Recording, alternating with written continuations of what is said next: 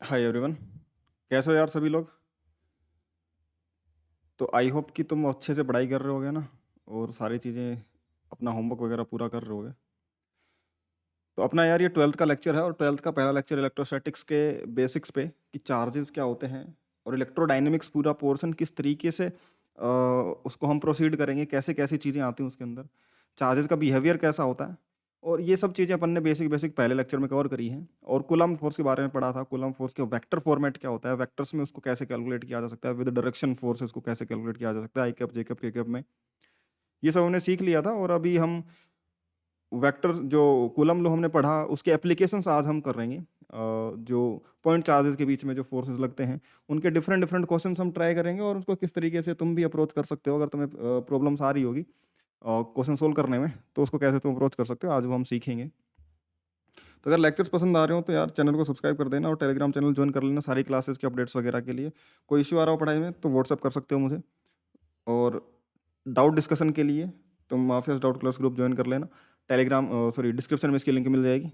इसमें already around 330 student 340 students already हैं अभी, और रेगुलरली बढ़ते जा रहे हैं। तो तुम भी ये ज्वाइन करके अपने डाउट डिस्कस कर सकते हो हमारे बच्चों के साथ में। और मैं भी डेली 10:30 PM पे वहाँ पे लाइव आता हूँ, जहाँ पे बच्चे डायरेक्ट मुझसे अपने डाउट डिस्कस करते हैं। तो वहाँ पे ज्वाइन करके तुम अपने जो जिस भी तरीके का डाउट हो, फिजिक्स से रिलेटेड कोई भी डाउट हो, है ना, तो तुम वहाँ पे मुझसे डिस्कस कर सकते हो। और पूरा कंप्लीटली फ्री है, तो अपने फ्रेंड्स को तुम रेफर कर सकते हो, उनको रिकमेंड कर सकते हो कोर्स, है ना। क्वालिटी पूरी मिलेगी, है ना। 11th का तो प्रॉपर तरीके से मैं पूरा सिलेबस करवा ही रहा हूँ, हर एक चीज़ 11th में तो 1 by 1 पूरी कराई जाएगी, उसमें कोई इशू नहीं है। और 12th के लिए मैं रिवीजन टाइप की चेकलिस्ट बना रहा हूँ एक तरीके से, कि तुम चैप्टर तुमने पढ़ लिया होगा, इसके छोटे छोटे वीडियोस जिसके अंदर तुम्हें छोटे से टाइम के अंदर तुम्हारी ज़्यादा चीज़ें तुम्हें एक्सप्लेन करी जा सकें। और बिलीव मी कि तुम अगर ये देखोगे तो तुम्हें ज़्यादा अंडरस्टैंडिंग मिलेगी, जो भी तुमने पढ़ा होगा उसमें तुम्हारी अंडरस्टैंडिंग और आगे तक जाएगी, और तुम अच्छे से क्वेश्चंस को डील कर पाओगे, क्वेश्चंस को अप्रोच कैसे किया जाता है वो तुम सीखोगे। ठीक है। तो आई थिंक यार अभी मैं स्टार्ट कर देना चाहिए। और जो अपना लेक्चर है इलेक्ट्रोस्टैटिक्स पे, है ना, अपने को स्टार्ट कर देना चाहिए। और उसमें अगर मैं बात करूं, इलेक्ट्रोस्टैटिक्स से कूलम्ब फोर्सेस के बारे में हमने पढ़ा था, और पॉइंट चार्जेस के बीच में हमने फोर्स निकालना सीखा था।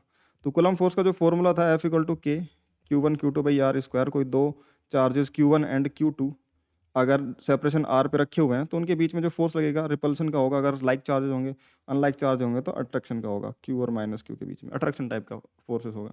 और कैसे ये बनाया गया होगा, ये साइन कन्वेंशन, ये भी हमने लास्ट लेक्चर में पढ़ा था। ठीक है। तो वो सब हमने पढ़ा, और हमने दो चार्जेस के बीच में वेक्टर के डायरेक्शन के साथ में कैसे फोर्स निकाला जाता है वो भी सीखा। अभी हम ऐसा सीखते हैं कि भाई अगर दो ही चार्जेज हैं तब तो हम फॉर्मूला लगा देंगे K Q1 Q2/r इसका। लेकिन दो से ज़्यादा चार्जेज हुए तो क्या करना पड़ेगा? दो से ज़्यादा चार्जेज यानी स्पेस के अंदर ऐसे बहुत सारे चार्जेज हैं तुम्हारे पास में, Q1 Q2 Q3 Q4 Q5 Q6। समझ में आ गई बात? ऐसे बहुत सारे चार्जेस, छः ही नहीं उससे भी ज़्यादा चार्जेस हो सकते हैं। तो इनके बीच में अगर हमें फोर्स निकालना हो तो कैसे निकालेंगे? इसमें से किसी एक पे नेट फोर्स निकालना हो तो कैसे निकालेंगे? तो यहाँ पे काम आता है प्रिंसिपल ऑफ सुपरपोजिशन। भाई अगर मुझे इसके और इसके बीच में फोर्स लिखना है, तो मैं K Q1 Q3 भाई इन दोनों के बीच का R13 का स्क्वायर कर लूंगा, उससे मुझे इन दोनों के बीच का फोर्स मिल जाएगा। क्या इन दोनों के बीच का फोर्स इन बाकी चार्जेस जो प्रेजेंट है उन पर डिपेंड करेगा? बिल्कुल नहीं करेगा। Q1 और Q3 पे जो फोर्स लगेगा आपस में, वो Q1 और Q3 का जो भी रिपल्सन का फोर्स होगा, अट्रैक्शन का फोर्स होगा, इक्विवेलेंट अपोजिट एक दूसरे पर लगेगा, और बाकी चार्जेस की प्रेजेंस पे डिपेंड नहीं करेगा। वो चाहे प्रेजेंट हो चाहे ना हो, इनके बीच में जो फोर्स लगना है वो उतना ही लगेगा। यही प्रिंसिपल सुपरपोजिशन है कि किसी एक पे जो नेट फोर्स आएगा, वो सभी की वजह से इंडिविजुअल आने वाले फोर्सेस का वेक्टर एडिशन होगा, और वो जो इंडिविजुअल फोर्सेज हैं वो बाकी चार्जेस की प्रेजेंस पे डिपेंड नहीं करता। समझ में आ गई क्या बात? तो अगर मैं प्रिंसिपल ऑफ सुपरपोजिशन को समझना चाहूँ, principle of superposition, principle of superposition कहता है कि अगर तुम्हारे पास दो से ज़्यादा चार्जेज अवेलेबल हैं, तुम्हारे पास दो से ज़्यादा चार्जेज अवेलेबल हैं, तो किसी एक फोर्स पे, किसी एक पार्टिकल पे जो फोर्स होगा, मैं सब Q2 पे देख लेता हूँ, चलो 1 पे देख लेता हूँ तो ज़्यादा सही रहेगा, है ना। इस पे इसकी वजह से फोर्स, इसकी वजह से फोर्स, और इसकी वजह से फोर्स, सभी की वजह से जो इंडिविजुअल फोर्सेज होंगे, मैं F12 लिखूंगा तो वो इधर आएगा, F13 लिखूंगा तो वो इधर आ जाएगा। ठीक है, ये F13 आ जाएगा। और F16 लिखूंगा तो वो इधर आ जाएगा। मान लो रिपल्शन टाइप के फोर्सेज हैं, सारे लाइक चार्जेज ही हैं। F16 आ जाएगा, F15 इधर आ जाएगा और F14 इधर आ जाएगा, कहीं F14 भी आ जाएगा। तो इस तरीके से सारे फोर्सेज मैं लिख दूंगा, जो भी उनकी लाइन जॉइनिंग होगी उसके अलोंग। अट्रैक्शन के होंगे तो अट्रैक्शन, रिपल्शन के होंगे तो रिपल्शन, इस तरीके से मैं फोर्सेज लिख सकता हूँ। तो जो नेट फोर्स होगा F नेट ऑन Q1, तो मैं F वेक्टर लिख दूंगा। तो F12 के बीच का फोर्स, F13 के बीच का फोर्स, F14 के बीच का फोर्स, F15 के बीच का फोर्स और F16 के बीच का फोर्स, ये सारे फोर्सेज का वेक्टर एडिशन ये नेट फोर्स बनेगा। और जो कोई भी दो चार्जेस के बीच का फोर्स रहेगा, ये बाकी चार्जेस की प्रेजेंस पे डिपेंड नहीं करेगा, है ना। वो K(Q1Q2)R² वैसे के वैसे लगेगा किन्हीं भी दो चार्जेस के बीच में। तो मैं इसको लिख सकता हूं कि when there are more than two charges in space, when there are more than two charges in space, then force between any two charges does not depend on presence of other charges। ठीक है, किन्हीं दो charges के बीच में force उतना ही रहेगा जितना पहले लगता, कि वो कोई और चार्जेस हो या ना हो उससे कोई फर्क नहीं पड़ता। And net force on A charge will be net vector sum of all the individual forces acting on it. मैं ऐसे लिख सकता हूँ, समझ में आ गई क्या बात। ऑल द इंडिविजुअल फोर्सेज जो उस पर एक्ट कर रहे होंगे उसके सम के बराबर होगा। जैसे हमने यहाँ पे लिखा कि ये जो फोर्सेज होंगे इनका वेक्टर एडिशन कर दूंगा मैं इस पे, जितने भी लग रहे होंगे तो वो नेट फोर्स निकल के आ जाएगा। और इनके बीच में लगने वाला फोर्स अगर मैं F16 लिखूंगा तो वो Q1 Q6 अपॉन में R1 और 6 के बीच में जो भी डिस्टेंस होगी उसका स्क्वायर बन जाएगा। F2 और 3 जो भी लिखे, 2 और 4 के बीच में लिख लो, मान लो फोर्स 2 और 4 के बीच में, ये 2 है और ये 4 है, इनके बीच में जो भी फोर्स होगा ना वो इन पे डिपेंड नहीं करेगा कि बाकी और कौन से फोर्सेज हैं। तो वो जो फोर्स का मैग्नीट्यूड होगा वो Q2 Q4 अपॉन में R24 इसका स्क्वायर, ऐसा ही होगा। समझ में आ रही है क्या यार। तो इस तरीके से हम इसको समझ सकते हैं कि बाकी चार्जेस के प्रेजेंस पे कोई दो चार्ज के बीच का फोर्स डिपेंड नहीं करता, और नेट फोर्स किसी भी चार्ज पे सभी के इंडिविजुअल फोर्सेस का वेक्टर एडिशन के बराबर होता है ना। ये बहुत इंपॉर्टेंट चीज़ है, मतलब कि ऐसा तुम बिना पढ़े भी इसको करते हो, लेकिन ये प्रिंसिपल ऑफ सुपरपोजिशन के नाम से जाना जाता है। ठीक है, तो जैसे कि मैं अगर बोलूँ कि एग्जाम्पल ले लेता हूँ कि एक इक्विलैटरल ट्राइंगल है ना, उस ट्राइंगल के कॉर्नर्स पे चार्जेस रखे हुए हैं। ठीक है, ये चार्ज यहाँ पे रखा हुआ है Q, यहाँ पे रखा हुआ है 2Q और इस पे रखा हुआ है -Q, रख दिया हमने। अब बोल रहा है कि किसी एक पे नेट फोर्स बताओ, किसी एक पे नेट फोर्स बता दो। मान लो इस पे तुम्हें नेट फोर्स बताना है, इस Q पे, इस पे नेट फोर्स कितना होगा। तो हम क्या करेंगे, इंडिविजुअल फोर्सेस कैलकुलेट करेंगे। इंडिविजुअल फोर्सेस 2Q की वजह से इस पे रिपल्सन लगेगा, repulsion along the line joining इधर लग जाएगा, और वो कितना लग जाएगा, मान लो इक्विलैटरल ट्राइंगल है L साइड का, तो KQ इंटू 2Q अपॉन में L² लग जाएगा। और इसके बीच में, इन दोनों के बीच में Q और -Q के बीच में अट्रैक्शन टाइप का फोर्स लगेगा इधर की तरफ, अट्रैक्शन टाइप का फोर्स लगेगा, तो ये क्या बन जाएगा इधर की तरफ, अट्रैक्शन टाइप का फोर्स बन जाएगा। ये इसको F1 बोल देते हैं, और ये F2 बन जाएगा। F2 कितना बन जाएगा, KQ इंटू Q अपॉन में ये L का स्क्वायर। ठीक है, ये इस तरीके से लिखा जा सकता है। अब इस Q चार्ज पे दो फोर्सेज हैं, एक F1 और एक ये F2। इन दोनों के बीच में एंगल कितना है, अगर एक इक्विलैटरल ट्रायंगल माना था हमने तो तीनों 60 डिग्री के बनेंगे, तो ये भी 60 डिग्री, तो ये कितना बन जाएगा, ये स्ट्रेट लाइन था और उसमें से ये 60 काट दिया तो ये 120 डिग्री बच गया, तो कितना बन जाएगा 120 डिग्री। अब अगर मैं इसको F बोलता हूँ KQ² पे L², तो K2Q² अपॉन में L², ये 2F बोला जा सकता है। तो अगर इसको मैं F बोलता हूँ तो ये 2F है एक तरीके से। तो F को लिख लो क्या है, KQ² पे L²। कैलकुलेशन कैसे आसान बनाई जा सकती है मैं ऐसे बता रहा हूँ। इनको कंपेयर कर लो, किसी एक को F मान लोगे दूसरा 2F बन जाएगा, इस तरीके से करके, और एंगल लिख लिया। अब इनका रिजल्टेंट लिख लो, इनका रिजल्टेंट बन जाएगा F नेट कितना बन जाएगा, √(F² + 2F का whole square plus 2 into F into 2F into cos 120 degree. समझ में आएगी ये बात। cos 120 को cos 90 + 30 लिख देंगे तो वो बन जाएगा माइनस का sin 30 डिग्री, माइनस का हाफ। ठीक है, और भी तुम्हें आसान तरीके से कैलकुलेशन करनी हो तो मेरा पर्पस तुम्हें यही तुम्हारा ये है कि तुम्हारी कैलकुलेशन भी फास्ट हो जाए और तुम्हें कंसेप्ट भी अच्छे से समझ में आ जाए। अगर इसी कैलकुलेशन को तुम्हें और फास्ट करना है तो देखो 120 डिग्री का एंगल है, 120 डिग्री के एंगल पे किसी भी एंगल थीटा पे अगर दो इक्वल मैग्नीट्यूड के फोर्सेज एक्ट करते हैं तो रिजल्टेंट बिल्कुल बीच में आता है और वो 2a cos थीटा बाई 2 का फॉर्मूला लग जाता है उस पर। तो यहाँ पे अगर मैं ऐसा करूँ कि मैं दो पार्ट में ब्रेक कर लेता हूँ, तो एक तो एफ और एफ को अलग से कर लेता हूँ, एफ और एफ को अलग से सोल्व कर लूँ, 120 डिग्री का है और यहाँ पे एफ बन आ जाएगा, इन दोनों का रिजल्टेंट बिल्कुल बीच में आएगा और ये जो रिजल्टेंट होगा इन दोनों का एफ नेट वो बन जाएगा 2f cos 120 डिग्री। समझ में आ गई क्या बात, 120 डिग्री बाई 2 तो ये बन जाएगा 2f cos 60 degree, cos 60 degree half होता है तो ये f। तो जब दो इक्वल फोर्सेज या दो इक्वल वेक्टर 120 डिग्री पे होते हैं तो रिजल्टेंट भी उतना ही होता है, बीच में होता है। इस प्रॉपर्टी को हमने यूज करा। तो अब ये मैं समझाने में समय लग रहा है, अगर तुम्हें ये चीज़ें याद होंगी तो तुम इतनी फास्ट कर पाओ कैलकुलेशन की कोई बीट नहीं कर पाएगा तुम्हें कैलकुलेशन में। तो इन दोनों का रिजल्टेंट तो एफ बन गया। अब देखो इसमें से एफ उठाया था और एक इसमें से एफ उठाया था, इन दोनों का रिजल्टेंट तो एफ बन गया था बिल्कुल बीच में।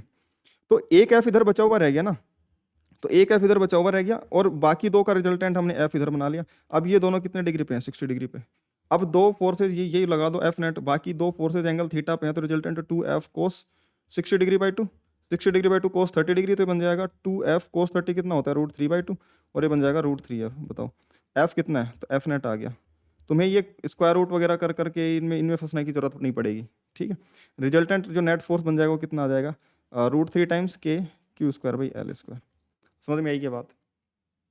ठीक है, तो आगे चलते एक और एग्जांपल ले लेते हैं, बेसिक एग्जांपल अगर हम बात करें तो एक स्क्वायर है, मान लो एक स्क्वायर के कॉर्नर्स पे चार्ज रखे हुए हैं, स्क्वायर के कॉर्नर पे एक ये चार्ज रखा हुआ है, एक ये चार्ज रखा हुआ है, यहाँ पे ये चार्जेस रखे हुए हैं। मान लो सारे के सारे आइडेंटिकल हैं, क्यू क्यू क्यू और ये माइनस क्यू है, मैग्नीट्यूड में है इक्वल और एक अपोजिट है।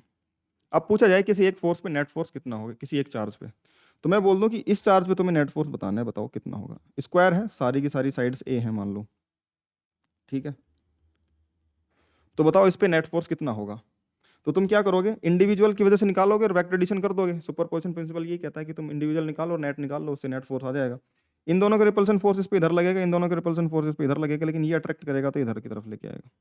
समझ में आ गई क्या बात। तो इन पे रिजल्टेंट फोर्स का कुछ डायरेक्शन जो आएगा उसको हमें चेक करना पड़ेगा। तो हम क्या करते हैं, तुम एक बार वीडियो पॉज करके खुद से ट्राई करो, बाकी जो मैं अप्रोच सिखा रहा हूँ उसी को। इनका रिपल्सन फोर्स इधर आ गया, मान लो इसको एफ मान लो, तो एफ का मैग्नीट्यूड लिख लो Q²/A², ताकि हमें बार बार वो KQ²/A² लिखने की जरूरत ना पड़े, हम इसको एफ मान लेंगे। सेम फोर्स देखो KQ²/A² इनके बीच में लगा तो वही KQ²/A² इनके बीच में भी लगेगा, यानी कि सेम फोर्स एफ का मैग्नीट्यूड इधर भी लगेगा। समझ में आई क्या बात। दो इक्वल मैग्नीट्यूड के फोर्सेज होंगे तो उनका रिजल्टेंट जो आएगा वो एंगल बाइसेक्टर के अलोंग आ जाएगा, यानी कि एंगल बाइसेक्टर कौन सा होगा, इसका डायगोनल। समझ में आ गई बात। इस स्क्वायर के डायगोनल के अलोंग ये नेट फोर्स निकल के आ जाएगा। और दो इक्वल मैग्नीट्यूड के फोर्सेज हैं एफ और एफ, तो रिजल्टेंट 90 डिग्री पे है, इनका रिजल्टेंट कितना बन जाएगा, इधर की तरफ √2f आ जाएगा। तो इनको हटा दो क्योंकि इनका रिजल्टेंट लिख दिया हमने √2f, जो कि इधर की तरफ लग रहा होगा। ऐसे इन दोनों का रिजल्टेंट लिख दिया अपन ने √2f। ठीक है, अच्छा अब देखो माइनस क्यू की वजह से फोर्स नहीं लिखा था हमने, माइनस क्यू की वजह से फोर्स लिखो, वो इधर की तरफ आएगा ट्रक्शन टाइप का। वो कितना आएगा, उसके लिए ये डिस्टेंस देखना पड़ेगा, √2a हाइपोटेनस बनेगा, A² + A² √2a, और A² + A² का रूट कर देंगे तो √2a बन जाएगा। इसका जो फोर्स बनेगा ये कितना बन जाएगा, K Q × Q अपॉन में √2a का होल स्क्वायर। ध्यान से देखो इस फोर्स को, इसमें तुम K Q² अपॉन में 2a² कर दोगे तो इसको f/2 लिखा जा सकता है। भाई अगर तुमने इस फोर्स को KQ²/A² को f मान रखा है तो ये तो KQ²/2a² बना, KQ²/A² को f रखता है f/2, तो अगर इधर √2f लग रहा है और इधर f/2 लग रहा है, इधर ये बन जाएगा f/2। तो नेट फोर्स किसकी तरफ आएगा भाई, √2 ऑलरेडी बड़ा है फोर्स, ये फोर्स ऑलरेडी बड़ा है, तो नेट फोर्स अगर इस पर देखूंगा मैं, इस Q चार्ज पे अगर मैं नेट फोर्स देखूंगा तो इधर की तरफ बचेगा। और बिल्कुल ये डायमेट्रिकली अपोजिट फोर्सेस थे, बिल्कुल इक्वल एंड अपोजिट, मतलब कि अपोजिट डायरेक्शन फोर्सेस, तो डायरेक्ट माइनस हो जाएंगे, रिजल्टेंट निकालूंगा तो इधर की तरफ जो नेट फोर्स बनेगा √2f में से ये f/2 माइनस हो जाएगा, तो एफ नोट कितना एफ नेट फोर्स कितना बन जाएगा, √2f - f/2। तो ये f कॉमन आ गया और √2 - 1/2, देखो ये नेट फोर्स आ गया तुरंत। कैलकुलेशन भी आसान हो गई, हमें बार बार वो चीज़ें लिखनी भी नहीं पड़ी। अब f की वैल्यू रख देंगे यहाँ पे KQ² अपॉन में ये A² और ये √2 - 1/2। समझ में आई क्या बात। इस तरीके से हम फोर्स कैलकुलेट कर सकते हैं। ठीक है, तो आई होप कि तुम इस बेसिक ज्योमेट्री के हिसाब से तुम कर ही लोगे, बट एक और क्वेश्चन मैं अगर तुम्हें करने के लिए दूं, ट्राई करो कि एक ट्रायंगल है, ठीक है ना, ये ट्रायंगल है और इक्विलेटरल ट्रायंगल ही है मान लो। इक्विलेटरल ट्रायंगल की एक मासलेस रोड्स का एक इक्विलेटरल ट्रायंगल था ऐसा मान लो, और वो बांधे हुए हैं चार्जेस इस पे क्यू क्यू क्यू, मान लो बांधे हुए नहीं है, फ्री हैं, फ्री चार्जेस हैं सारे के सारे, फ्री चार्जेस है ना। अब अगर इनको फ्री रखूंगा तो देखो इसका रिपल्सन इधर लगेगा, इसका रिपल्सन इधर लगेगा और इक्वल होंगे मैग्नीट्यूड में, क्योंकि डिस्टेंसेस भी सेम है, चार्जेस भी सेम है। इनका बिल्कुल रिजल्टेंट बिल्कुल बीच में आएगा, ऊपर की तरफ दौड़ेगा। इस पे देखूंगा तो इस पे इधर, ये इधर की तरफ दौड़ेगा। इस पे देखूंगा तो इस पे रिपल्सन इधर, इस पे रिपल्सन इधर, और इक्वल फोर्सेस होंगे तो बिल्कुल बीच में इधर दौड़ेगा। तो एक तरीके से ये थोड़ी देर बाद में एक बड़े ट्रायंगल पे चले जाएंगे, क्योंकि ये इस लाइन के लॉन्ग दौड़ेगा, ये इस लाइन के लॉन्ग और ये इसके लाइन के लॉन्ग। तो सेंट्रोइड वही रहेगा ना, इसका सेंट्रोइड वही रहेगा इनके मोशन का, और आइडेंटिकल चार्जेस से सेम डिस्टेंस ट्रेवल करेंगे, मान लो सेम ही मासेज है, ठीक है। तो उसकी वजह से होगा क्या कि ये बड़े ट्रायंगल पे चार्ज शिफ्ट होते रहेंगे, होते रहेंगे, दूर जाते रहेंगे। उससे बचने के लिए हमने रेस्ट से छोड़ा इसको। हमें पूछा गया है कि इसके ऊपर इस सिस्टम में where and what type of charge and what should be the magnitude of charge be kept to keep these charges in equilibrium। Question क्या है, ध्यान से सुनो कि ये 3 चार्जेस हैं, इन 3 चार्जेस को इक्विलिब्रियम में रखने के लिए तीसरा चार्ज कहाँ पे रखना चाहिए, कितना रखना चाहिए और किस साइन का रखना चाहिए, है ना, वो चार्ज बताना है। और इक्विलेटरल ट्रायंगल है, चारों तीनों की तीनों साइड्स एल हैं, इक्विलेटरल ट्रायंगल है। समझ में आ गई बात। तो चौथा चार्ज जो है वो कहाँ पे रखना चाहिए, कितना रखना चाहिए और कैसे साइन का रखना चाहिए, ताकि ये सारे के सारे इक्विलिब्रियम में रहें, ये रेस्ट में रहें और ये मूव ना करें, ऐसा समझ लो। तो क्योंकि इन तीनों पे आपस में जो फोर्सेज लगेंगे वो तो एक दूसरे पे सेम होंगे, यानी कि इस पे भी नेट फोर्स एफ इधर आएगा, इस पे इधर आएगा, इधर आएगा, और वो तीनों पे जो नेट फोर्सेज आ रहे होंगे इक्वल होंगे, उनको कैंसिल आउट करना है। समझ में आ गई बात। तो एक बार इसको वीडियो पॉज करके खुद से ट्राई करो, और बाकी अब मैं समझाता हूँ उसको समझना। ध्यान ध्यान से सुनो। इस पे जो फोर्स लगेगा वो इधर की तरफ। अप्रोच क्या हो सकती है इस क्वेश्चन को करने की, पहले देखो कि किस किस तरफ इस पे फोर्सेज लग सकते हैं। इस पे इधर लगेगा, ठीक है। इस पे जो फोर्स लगेगा वो इस तरफ लगेगा, इस चार्ज पे जो फोर्स लगेगा वो इस तरफ लगेगा, एंगल बाइसेक्टर के लो। और तीसरे चार्ज पे जो फोर्स लगेगा वो इस तरफ लगेगा, एंगल बाइसेक्टर के लो। समझ में आ गई बात, एंगल बाइसेक्टर के लो ऐसे लगेगा, ठीक है। इस पे फोर्स लगा इधर की तरफ, मान लो एफ फोर्स लग रहा है, वो हम रिजल्टेंट निकाल लेंगे मैग्नीट्यूड कितना आएगा। बट मान लिया कि ये फोर्सेज एफ एफ तीनों पे लगेंगे, जो नेट तो इक्वली आएंगे, इस तरफ लगेंगे वो फोर्सेज। अगर वो फोर्सेज इस तरफ लगेंगे तो तीनों के तीनों फोर्सेज इस पॉइंट से पास हो रहे हैं। अगर मैं एक ऐसा चार्ज रखूं जो इस पे अपोजिट इस तरफ फोर्स दे तो ये रुक सकता है, इस पे अपोजिट इस तरफ फोर्स दे तो ये रुक सकता है, और इस पे अपोजिट इस तरफ फोर्स दे तो ये रुक सकता है। भाई इस पे जो फोर्स एफ है उसका इक्विवेलेंट अपोजिट इधर फोर्स लगा दूं, इस पे इसके इक्विवेलेंट अपोजिट इधर, इस पे इसके इक्विवेलेंट अपोजिट इधर लगा दूं, तब जाकर के ये तीनों चार्जेस वहां पे इक्विलिब्रियम में रह पाएंगे ट्रायंगल के ऊपर, क्योंकि फ्री चार्ज देते हैं, अदरवाइज तो मूव कर जाएंगे। अगर तीनों पे फोर्सेज इस तरफ लगना चाहिए तो तीनों को अट्रैक्ट करना चाहिए सब, मतलब हम ऐसा फोर्स चार्ज रखेंगे। मैं बाहर रखूंगा तो मान लो हमने पॉजिटिव चार्ज रख दिया, इसको तो रिपेल कर गया, लेकिन वो इनको भी रिपेल ही करेगा फिर, तो ये चार्जेस नहीं रुक पाएंगे। बाहर इधर रखूंगा तो नहीं रख पाएंगे। अब तुम एक पोजीशन बदली जो सिमेट्रिक है, इस सिमेट्रिक पोजीशन से हमने फोर्सेस देखा, इस पे इधर की तरफ अट्रैक्ट करना चाहिए फोर्स, इसको भी इधर और इसको भी इधर, यानी कि इन तीनों को अट्रैक्ट करने वाला फोर्स इस तरफ रखा, चार्ज इस तरफ रखा होना चाहिए, क्योंकि जो फोर्स लगता है वो लाइन ज्वाइनिंग के अलोंग लगता है। तो इस लाइन पे अगर फोर्स इस तरफ लगना चाहिए तो चार्ज को हमें इस लाइन पे रखना पड़ेगा, इसके लिए इस लाइन पे रखना पड़ेगा, इसके लिए इस लाइन पे रखना पड़ेगा, ताकि इस तरफ फोर्स आ सके। और इन तीनों को कॉमन लाइन, जो इन तीनों का लाइनस का जो कॉमन पॉइंट है वो ये बनेगा, जिसको सेंट्रोइड बोलेंगे हम ट्राइंगल का। ये एंगल बाइसेक्टर्स का क्या बनेगा, सेंट्रोइड। तो सेंट्रोइड पे हम एक चौथा चार्ज कैपिटल क्यू रख दिया मान लो। अब ये कैपिटल क्यू ऑब्वियस सी बात है नेगेटिव नेचर का होना चाहिए, ये हमें पता है, क्योंकि अट्रैक्ट करेगा तभी जा करके वो उसको रोक सकता है, अदरवाइज तो नहीं रोक पाएगा। अगर ये पॉजिटिव चार्ज रख दिया तो उन्हें तो रिपेल कर देगा, और ज़्यादा रिपेल कर देगा तो और भागेंगे।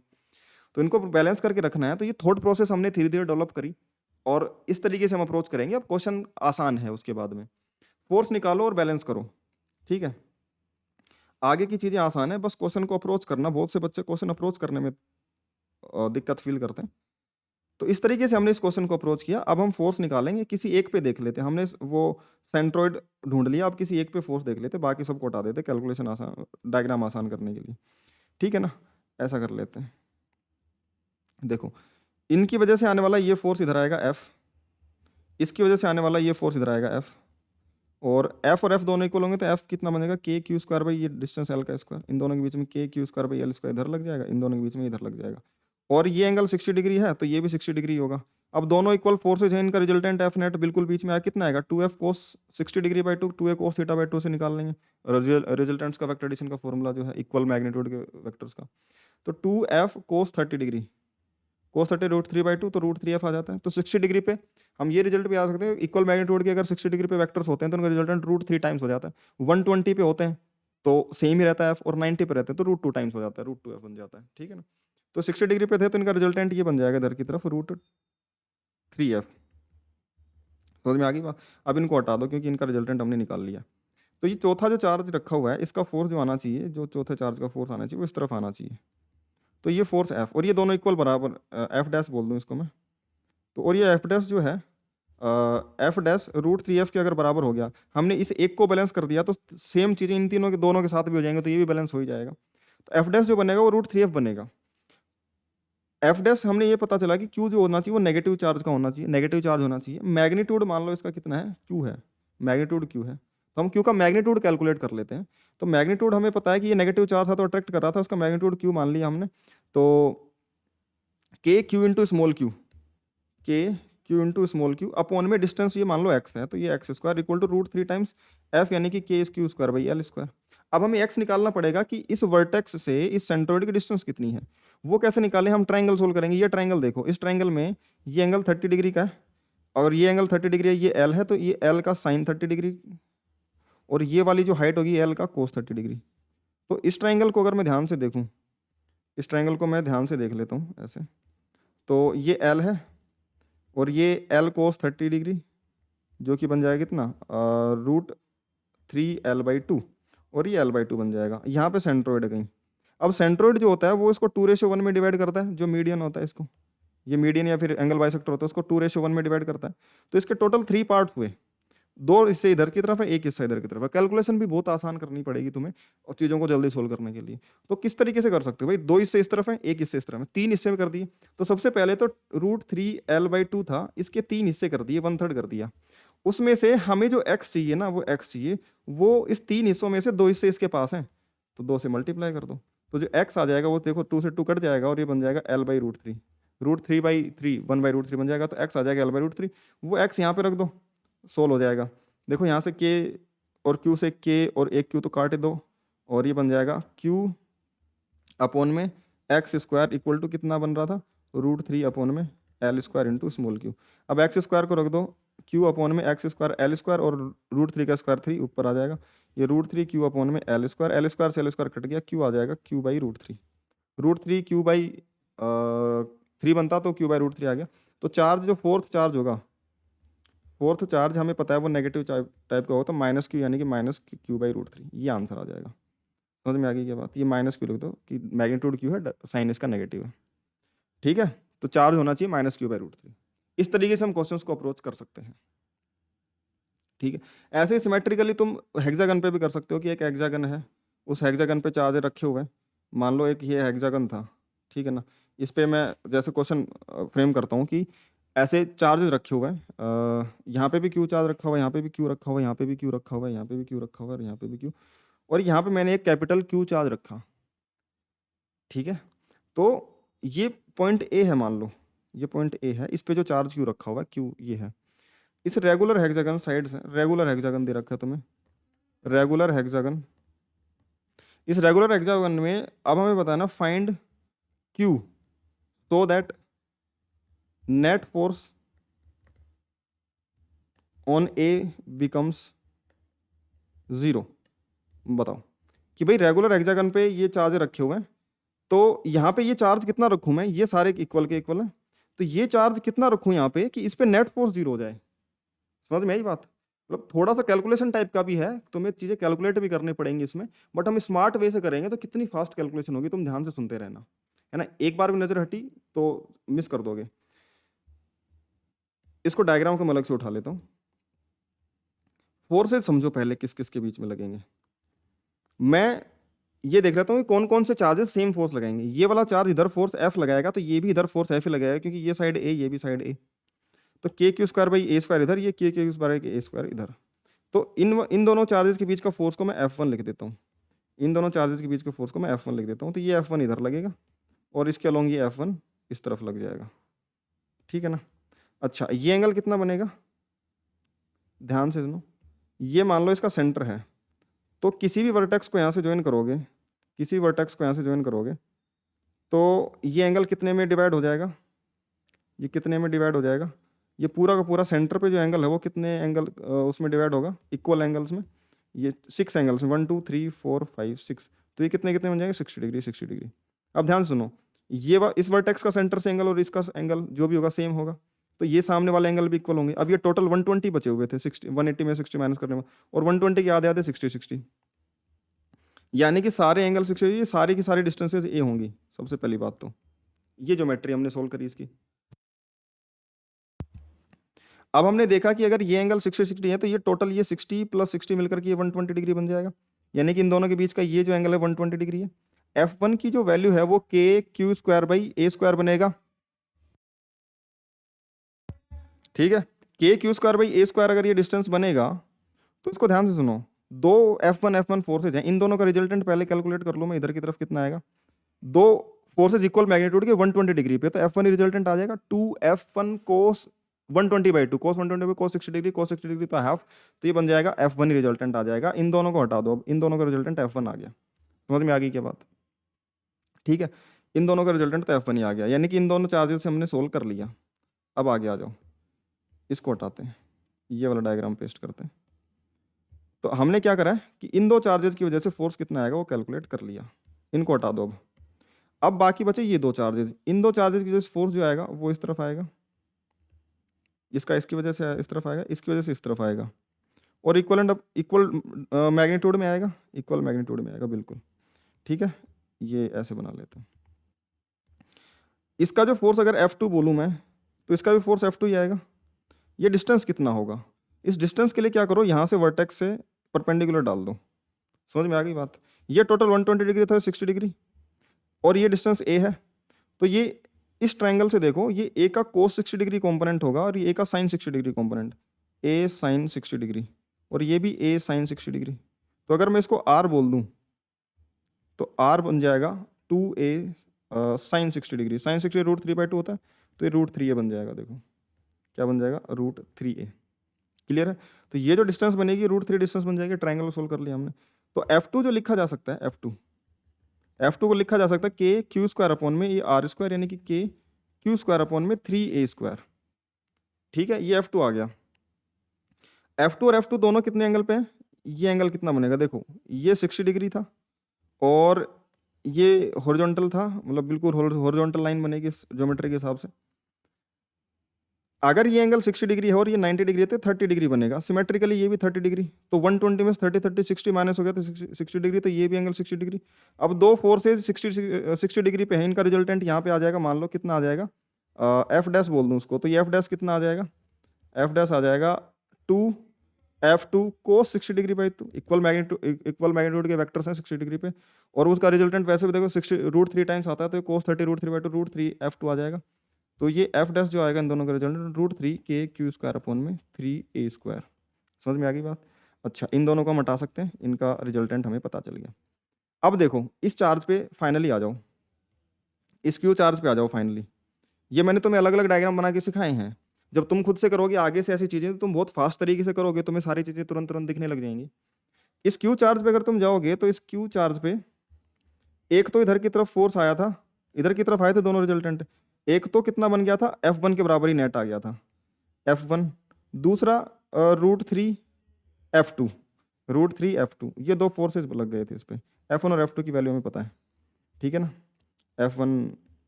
F1 ये रहा और F2 अपना ये रहा, ये रहा F2। इनकी वैल्यूज पता है। सामने की तरफ यहाँ पे देखोगे तो कितनी डिस्टेंस पे, सेंटर से ये डिस्टेंस भी a है, ये भी a है, तो ये 2a डिस्टेंस पे हो गया पार्टिकल, और ये चार्ज क्यू रखा हुआ है। इस पे नेट फोर्स जीरो करने के लिए ऑब्वियस सी बात है कैपिटल क्यू इधर की तरफ फोर्स लगाना पड़ेगा, यानी कि कैपिटल क्यू एक तो नेगेटिव चार्ज होगा। समझ में आई ये बात? तो अगर मान लो हमें अब मैं इस तरीके से बता देता हूँ तुम्हें एक सवाल करके कि अगर मान लो हमें नहीं भी पता किस साइन का है तो हम साइन को पॉजिटिव मान लेंगे, हमें नहीं पता किस साइन का है तो हम पॉजिटिव मान करके सोल्व कर लेंगे। पॉजिटिव होगा तो पॉजिटिव आंसर आएगा, नेगेटिव होगा तो माइनस में आंसर आ जाएगा। अगर इसको पॉजिटिव मान के करेंगे तो एक फोर्स और इधर आ जाएगा इधर की तरफ, कितना, इन दोनों की वजह से फोर्स एफ। तो एफ नेट जो बनेगा वो F1 plus √3 F2 plus F, ये तीनों मिलकर के नेट जीरो हो जाने चाहिए।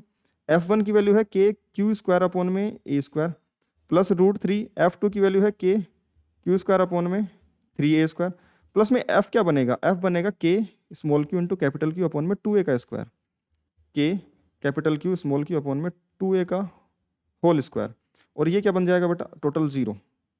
तो अब यहाँ से देखो के बाई ए स्क्वायर, के बाई ए स्क्वायर, के बाई ए स्क्वायर सब जगह कट जाएंगे तो बन जाएगा क्यू स्क्वायर बाई 1, यहाँ तो क्यू स्क्वायर बच जाएगा प्लस यहाँ पे √3 अपॉन में 3 क्यू स्क्वायर प्लस यहाँ पे क्या बन जाएगा क्यू इंटू क्यू अपॉन में 4। अब देखो एक क्यू सब जगह काट दो तो यहाँ से स्क्वायर चला जाएगा, यहाँ से क्यू चला जाएगा और ये इक्वल टू जीरो है उधर जीरो से क्यू से डिवाइड कर दो उधर जीरो, जीरो तो जीरो ही रहेगा।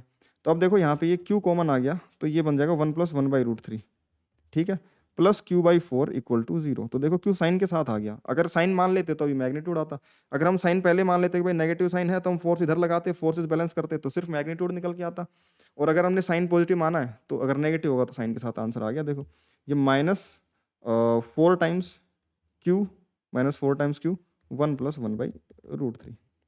क्लियर है? इस तरीके से हम कर सकते हैं, और हम चाहें तो इसको √3 से ऊपर नीचे मल्टीप्लाई भी कर सकते हैं। यहाँ पे है ना √3 से ऊपर नीचे मल्टीप्लाई कर देंगे तो ये -4 क्यू, ये 1 + √3 अपॉन में 3 भी वापस से लिखा जा सकता है, और एलसीएम लेकर के हम -4/3 क्यू और ये 3 + √3 ऐसा भी लिखा जा सकता है। ठीक है ना? तो इस तरीके से हम आंसर बना सकते हैं। एक और क्वेश्चन मैं तुम्हें करके दिखाता हूँ। होमवर्क है, चलो होमवर्क है और तुम करके आना, और अगर तुम्हें डाउट हो तो तुम डिस्कशन ग्रुप में आके पूछ सकते हो, टेलीग्राम में डिस्क्रिप्शन में तुम्हें लिंक मिल जाएगी। ध्यान से सुनो, ये एक प्रिज्म है, सॉरी एक ट्रायंगल है, मान लो इस ट्रायंगल को एक प्रिज्म बना रखा है, इस ट्रायंगल से एक प्रिज्म बना रखा है, ठीक है, इस ट्रायंगल से एक प्रिज्म बना रखा है ऐसे। ये तो समस्या हो गई क्योंकि सेम जगह पे आ गया, मान लो ऐसे है,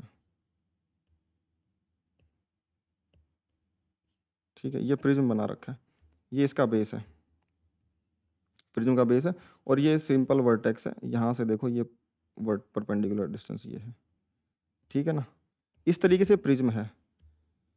हमने क्या कर रखा है, यहाँ पे एक चार्ज क्यू रख दिया और यहाँ पे 3 चार्ज रख दिए क्यू, क्यू और क्यू, ठीक है। ये इक्विलैटरल ट्रायंगल था, ठीक है, और ये जो साइड है ये भी एल ही है। अपने जो प्रिज्म लिया पूरा इक्विलैटरल लिया है अपने, सभी साइड्स इसके क्या है, बराबर हैं, ठीक है। अब क्या करा है कि ये जो वर्टेक्स का चार्ज था क्यू स्मॉल क्यू, हमें ये पूछना है कि find F net on small Q, इस स्मॉल क्यू पे नेट फोर्स कितना होगा। या तो तुम डिस्कशन ग्रुप में आके पूछ सकते हो, अदरवाइज हम इसका नेक्स्ट क्लास में सोल्यूशन देखेंगे, नेक्स्ट लेक्चर में इसका सोल्यूशन दूंगा मैं। तुम इसको ट्राई करके आना, बहुत अच्छा क्वेश्चन है, 3D में तुम्हें फोर्सेस सोचने पड़ेंगे। इसका फोर्स तुम्हें पता रिपल्सन का इधर आएगा, इसका इधर आएगा और इसका बाहर की तरफ ऐसे आएगा। इन तीनों के तुम्हें हॉरिजॉन्टल वर्टिकल कंपोनेंट करने पड़ेंगे, वर्टिकल वाले ऐड होंगे, और हॉरिजॉन्टल वाले में तुम्हें हिंट दे देता हूँ कि इस तरीके से बनेंगे। तो सिमेट्री से तुम ये सोच सकते हो कि हॉरिजॉन्टल में तो नेट जीरो हो जाएगा, वर्टिकल में बचेगा। अब वो तुम्हें कैलकुलेट करके आना है बस, ठीक है, वो तुम्हें कैलकुलेट करके आना है। खैर आगे चलते हैं। अभी हमारे पास क्या है कि हम पॉइंट चार्जेस के बीच में डील करते हैं। जो वेरिएबल चार्ज के डिस्ट्रीब्यूशन होंगे, जैसे लेंथ के लॉन्ग, आर्क के लॉन्ग, रिंग के लॉन्ग, इनकी वजह से लगने वाले फोर्सेस हम नेक्स्ट क्लास में डिस्कस करेंगे। हम अभी प्योरली पॉइंट चार्जेस के बीच में लगने वाले फोर्सेस को डिस्कस करते हैं। उसके लिए एक और टाइप के क्वेश्चंस बनते हैं। हम जो क्वेश्चंस बनाते हैं वो इस टाइप के बनते हैं कि मान लो 2 चार्ज रख दिए Q और इस पे रख दिया कुछ Q1 और ये Q2, ठीक है, ये रख दिया। अब इसमें पूछा जाता है कि तीसरा चार्ज कहाँ रखा जाए कि उस पर नेट फोर्स जीरो रहे। क्या क्वेश्चन होता है कि तीसरा चार्ज कहाँ रखा जाए कि उस पर नेट फोर्स जीरो रहे। इसमें डिपेंड करता है कि चार्जेस कैसे हैं। मैं मान लो यहाँ पे कोई पॉइंट मान लेता हूँ, मान लो इनके बीच का सेपरेशन D था, तो मैंने मान लिया कि यहाँ पे कोई एक चार्ज रख दिया मैंने जिस पे नेट फोर्स जीरो है। क्यों? क्योंकि लाइक चार्जेस मान के सोल्व करूंगा, मान लो ये सेम चार्जेस हैं, पॉजिटिव पॉजिटिव नेगेटिव नेगेटिव, तो बीच में अगर कोई पॉइंट होगा वहाँ पे इसकी वजह से जो फोर्स लगेगा रिपल्सन का, सेम फोर्स इधर लगेगा, ठीक है ना। और इसकी वजह से तो जहाँ पे नेट फोर्स बैलेंस हो जाएगा वहाँ वाला पॉइंट इक्विलिब्रियम का पॉइंट होगा, वहाँ पे कोई भी चार्ज रखो नेट फोर्स जीरो आएगा। और अगर ये मान लो पॉजिटिव पॉजिटिव और नेगेटिव चार्ज रखना है तो इस पे ये अट्रैक्ट करेगा, इधर अट्रैक्ट करेगा, फोर्स जीरो आ जाएगा। समझ में आ गई क्या बात? तो एक ऐसा पॉइंट जो न्यूट्रल पॉइंट बोला जाएगा, ऐसे क्वेश्चंस भी आते हैं, उनकी कैलकुलेशन कैसे करेंगे? हम मान लेते हैं इसमें क्या है कि कुछ लोग फॉर्मूला याद करवा देते हैं, देखो रूट डी अपॉन में ये n1 n2 इस तरीके से कोई फॉर्मूला बन गया, ये कर लो याद। ऐसा कुछ नहीं करना तुम्हें, सिंपल क्वेश्चन कर ले। मान लो एक हमने एग्जांपल ले लिया, एक q ले लिया और एक 4q ले लिया। अब बोला कि एक ऐसा पॉइंट बताओ जहाँ पे चार्जेस रखें, फाइंड न्यूट्रल पॉइंट बोल देते हैं उसको, न्यूट्रल पॉइंट। इसका मतलब ये होता है कि वहाँ पे कोई भी चार्ज रखो तो उस पर नेट फोर्स जीरो आना चाहिए। हमने लोकेशन आइडेंटिफाई करना स्टार्ट करा, लोकेशन आइडेंटिफाई करना स्टार्ट करा, हमने बोल दिया इस पॉइंट पे हो सकता है, इसकी वजह से हम पॉजिटिव चार्ज पे निकाल लेते हैं, नेगेटिव पे उसके जस्ट अपोजिट फोर्सेस की कैलकुलेशन हो जाएगी, तो वो वही बात है। तो हम पॉजिटिव चार्ज मान कर लेंगे, पॉजिटिव चार्ज यहाँ पे रखा, उस पर नेट फोर्स जीरो आ गया, तो इसकी वजह से रिपल्सन इधर होगा, इसकी वजह से रिपल्सन इधर होगा, तो नेट फोर्स इस पर तो जीरो नहीं हो सकता, बीच में कहीं पर आएगा। नीचे भी सेम हालात होगी कि यहाँ से यहाँ पे पॉइंट है तो यहाँ से रिपल्सन इधर, यहाँ से रिपल्सन इधर, नेट फोर्स कुछ आएगा नहीं हो सकता। नेट फोर्स तभी आ सकता है जीरो जब इनकी वजह से इक्वल एंड अपोजिट आए, और equal and opposite line joining के लॉन्ग ही आ सकता है। तो मान लो मैंने इस पॉइंट पे माना, इस पॉइंट पे इसकी वजह से रिपल्सन का फोर्स इधर आएगा और इसकी वजह से भी रिपल्सन का फोर्स इधर ही आ जाएगा, तो यहाँ पे भी नहीं हो सकता क्योंकि इधर उधर के दोनों फोर्स ऐड हो जाएंगे, यानी कि इस रीजन से बाहर इधर तो नहीं हो सकता। अब इसकी लाइन ज्वाइनिंग के लॉन्ग यहाँ पे रखा, तो इस 4q का रिपल्सन इधर और इस q का रिपल्सन इधर नहीं हो सकता। नेगेटिव चार्ज होते हैं दोनों अट्रैक्ट करते हैं, तो रिजल्टेंट सेम साइड में दोनों फोर्सेज जाएंगे तो रिजल्टेंट जीरो नहीं हो सकता। बीच में एक लोकेशन बसती है कि इनके बीच में कहीं हो, तो इनके बीच में मैंने यहाँ पे मान लिया, तो मान ला तो इसकी वजह से रिपल्सन इधर लगेगा, इसकी वजह से रिपल्सन इधर लगेगा, तो फिर जीरो हो सकता है क्योंकि अपोजिट डायरेक्शन में फोर्सेज आ रहे हैं। अगर मैग्नीट्यूड इक्वल हो गए तो नेट फोर्स जीरो हो जाएगा। तो हमने क्या सोचा कि मान लो बीच के पॉइंट पे करके देखते हैं, अगर ये इक्वल चार्जेज होते तो बीच के पॉइंट पे इक्वल फोर्सेज देते, ये इधर फोर्स और ये इधर फोर्स, तो ये बन जाता नेट जीरो, मिड पॉइंट आ जाता। लेकिन ये तो इक्वल चार्जेस भी नहीं है, मैग्नीट्यूड भी अलग अलग है। उसके लिए मैं अगर मैं मिड पॉइंट से इस तरफ जाऊंगा तो इसका फोर्स स्ट्रॉन्ग होता जाएगा, इसका रिपल्सन का फोर्स बड़ा होगा इसका, और इसकी वजह से आने वाला ये रिपल्सन का फोर्स छोटा होगा, तो ये बैलेंस नहीं हो पाएगा, नेट फोर्स इधर आएगा। तो मैं राइट में तो नहीं जा सकता, फिर मैं यहाँ से लेफ्ट में आऊँगा, है ना। इस तरीके से थॉट प्रोसेस डेवलप करी जाती है किस तरफ बेस्ट पॉसिबल सोल्यूशन हो सकता है। मैं इस तरफ आया, यहाँ पे जब फोर्स देखूंगा तो इस पॉइंट पे इसकी वजह से छोटा चार्ज है ना, डिस्टेंस कम है तो फोर्स बढ़ जाएगा इसका, और ये बड़ा चार्ज है उससे डिस्टेंस बढ़ गई तो इसका फोर्स कम हो जाएगा, तो ये हो सकता है कि इस तरफ बैलेंस हो जाए। भाई बड़े चार्ज से दूर जाओगे तो फोर्स कम होगा, मिड पॉइंट पे इसका फोर्स ज़्यादा था, इसका फोर्स कम था, तो नेट फोर्स इधर आ रहा था, तो मैं क्या करूँगा इसके पास लेके आऊँगा ताकि इसका फोर्स बढ़े और इसका कम हो और बैलेंस हो जाए। तो इस पॉइंट पे आया, इसकी वजह से रिपल्सन इधर, इसकी वजह से रिपल्सन इधर, हो सकता है इक्वल बन जाए तो जीरो। तो मैं मानूंगा कि मैंने यहाँ पे रख लिया, ठीक है ना। तुम्हें कोई फॉर्मूला याद करने की जरूरत नहीं, मैं इतना मतलब कि इस तरीके से तुम्हें एक्सप्लेन कर रहा हूँ कि तुम तुरंत कैलकुलेट कर पाओगे चीज़ें, तुम्हें बार बार सोचने की जरूरत नहीं है। मान लो यहाँ से एक्स डिस्टेंस होगा तो यहाँ से D minus x, fix pattern है इन क्वेश्चन के, इसमें कुछ ज़्यादा दिमाग लगाना नहीं, एक बार समझ में आ गए तो बस फिर करते जाओ। यहाँ पे क्यू चार्ज रख दिया मान लो मैंने, उस पर नेट फोर्स जीरो करना है, तो ये 1 बोला मैंने, ये 2 बोल दिया। 1 की वजह से F1 इधर आएगा, 2 की वजह से F2 इधर आएगा।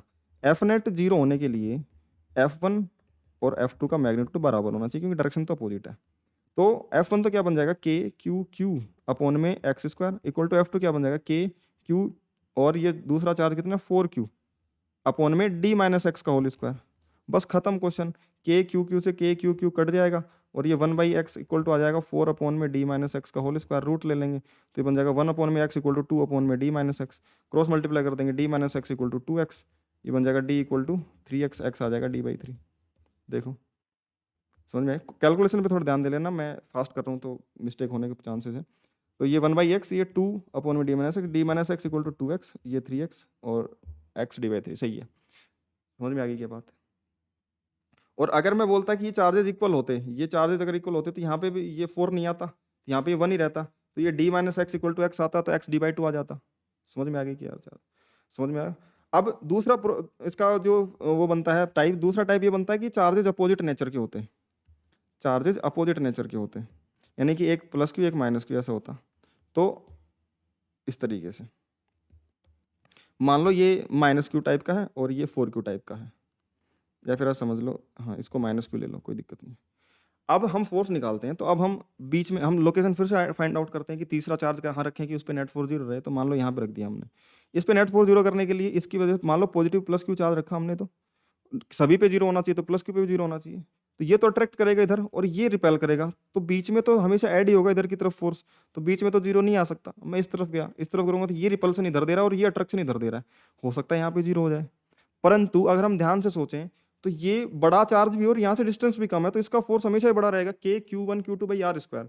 बड़े चार्ज की वजह से ज़्यादा फोर्स आएगा इस पॉइंट पे, एक तो ये चार्ज बड़ा, ऊपर से इसकी डिस्टेंस भी कम, तो इसका फोर्स तो हमेशा ही बड़ा आएगा किसी भी पॉइंट पे देखूं।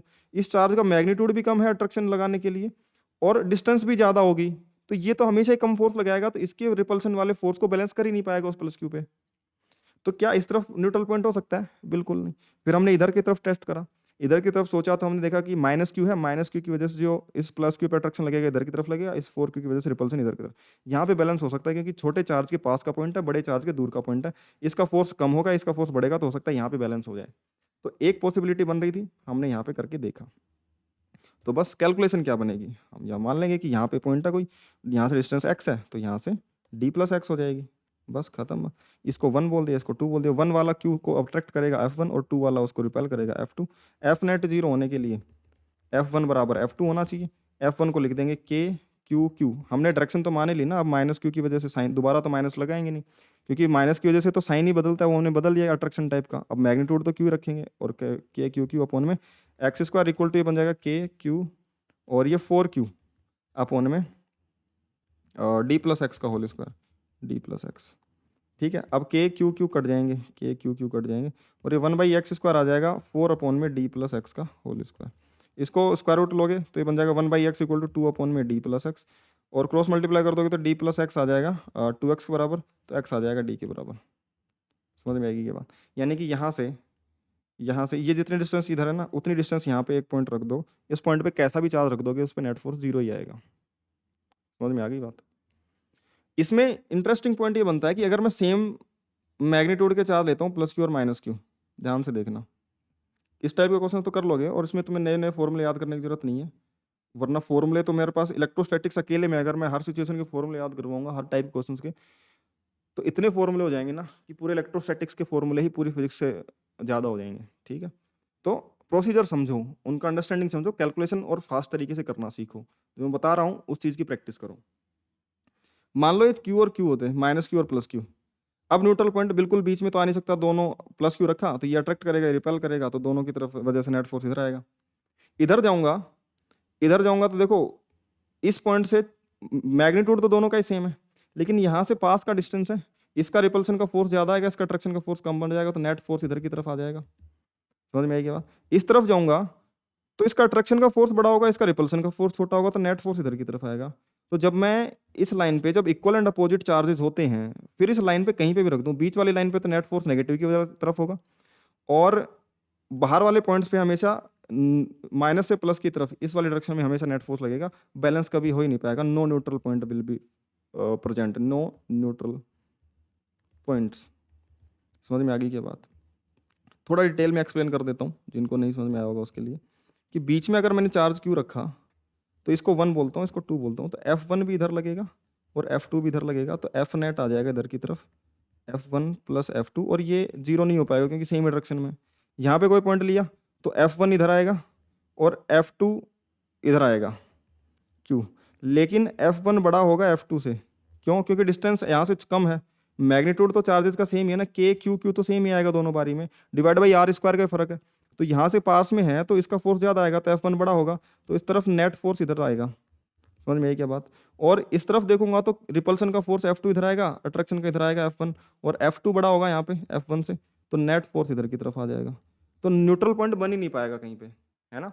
अगर ये इक्वल अपोजिट साइन के हैं प्लस और माइनस के, तो इक्वल मैग्नीट्यूड होने पर कहीं न्यूट्रल पॉइंट आ ही नहीं पाएगा इस लाइन पे, और बाकी और जगह तो आने के वैसे ही चांसेस नहीं है। इस पॉइंट पे देखूंगा तो माइनस की वजह से इधर, प्लस की वजह से इधर की तरफ, रिजल्टेंट इधर, इस जगह पे देखूंगा तो माइनस की वजह से इधर की तरफ, प्लस की वजह से इधर की तरफ। समझ में आएगी बात? रिजल्टेंट तो कहीं और जीरो का होने की पॉसिबिलिटी, लाइन पे होने की पॉसिबिलिटी थी, लाइन पे अब हो नहीं पा रहा अगर इक्वल मैग्नीट्यूड हुआ तो अपोजिट साइंस में। इसमें खास बात याद रखने की ये थी कि जब भी न्यूट्रल पॉइंट आया था तो वो छोटे वाले मैग्नीट्यूड के चार्ज के पास में आया था, ये कंक्लूजन वाला पॉइंट है। तो आगे से तुम्हें ये समझ में आ जाएगा क्यों, और छोटे वाले के पास में क्यों आया, क्योंकि उसका फोर्स हमें बढ़ाना है तो उसके पास में रखना पड़ेगा। बड़े वाले चार्ज की वजह से तो बड़ा फोर्स आएगा उसके मैग्नीट्यूड की वजह से, तो उससे तो डिस्टेंस बढ़ानी पड़ेगी ताकि उसका फोर्स कम हो, छोटे वाले का फोर्स बढ़े और वो दोनों एक दूसरे को बैलेंस कर पाए, इसलिए छोटे वाले चार्ज के पास में आता है। यहाँ पे तो छोटा वाला चार्ज कोई था ही नहीं, है ना, बाहर की तरफ लाई कर सकता था, बाहर की तरफ या तो छोटे वाले चार्ज की तरफ करता, छोटा कोई था ही नहीं तो बाहर की तरफ न्यूट्रल पॉइंट भी नहीं मिला हमें, है ना। इसमें देखेंगे तो जब same like charge plus Q plus 4 Q, तो छोटे वाले चार्ज के पास में आया था मिड पॉइंट से इधर की तरफ, छोटे वाले चार्ज की तरफ x d/3 आया था यहाँ से मिड पॉइंट से लेफ्ट की तरफ, यानी कि इसके पास में। और अगर ये इक्वल मैग्नीट्यूड के होते हैं तो फिर इक्वल, इसके तो बीच में है ना, तो बीच में तो मिड पॉइंट यहाँ पे आ सकता था इक्वल फोर्सेस के लिए, तो इसमें तो मिड पॉइंट आ जाता है इक्वल मैग्नीट्यूड होने पर लाइक चार्जेस में। अगर ये माइनस माइनस होते तो भी मिड पॉइंट पे आ जाता, लेकिन अनलाइक चार्जेस में फिर अगर इक्वल मैग्नीट्यूड हुए तो न्यूट्रल पॉइंट पॉसिबल नहीं हो पाएगा। समझ में आई क्या बात?